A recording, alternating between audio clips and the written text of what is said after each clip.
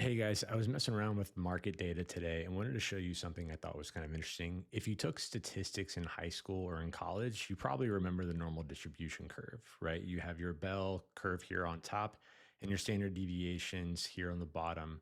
Was looking at the monthly returns on the S&P 500 and wanted to show you how the normal distribution applies in market data and also something you can do yourself in Excel. So check this out.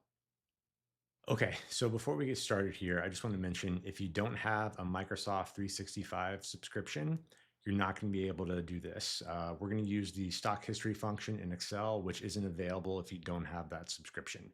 But for the rest of you, this is what we're going to do. To get monthly return data on the S&P 500, we're going to use the ETF SPY, and then we need to pick two dates, a start date and an ending date. So we're going to do January 1st, 2000, and then December 31st, 2024.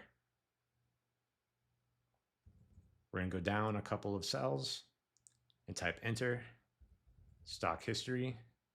We're going to select our ETF here, comma, our start date, another comma, our end date, final comma, number 2, and close our parentheses.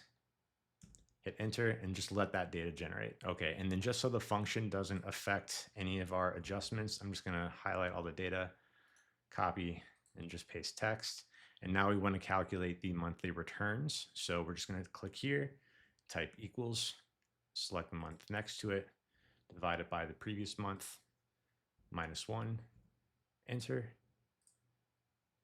click on that cell, double click the corner. It's going to drag all that information down to the bottom, and that's going to give us our monthly return data. And now if you come up here to the tab that says insert, click here and come over here and click on this little bar chart. We're going to click for histogram. And if you notice, you can already see that normal distribution curve here. It looks like it's got some skewness to it, but you can definitely see that normal distribution bell shape on this graph.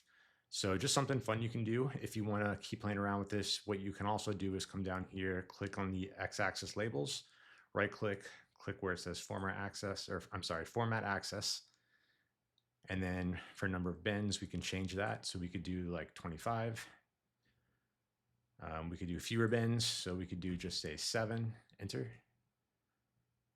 Or you can do more if you want. So you could do say 35.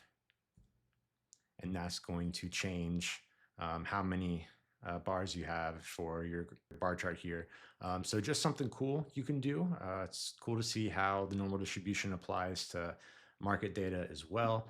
Normally when you take statistics in high school or in college, they always use, the average of people's heights or something like that to help explain the normal distribution curve. But yeah, you can definitely see it here with returns on the S&P 500. So just something fun you can do in Excel. Hope you enjoyed the video and appreciate you checking it out. Thanks so much.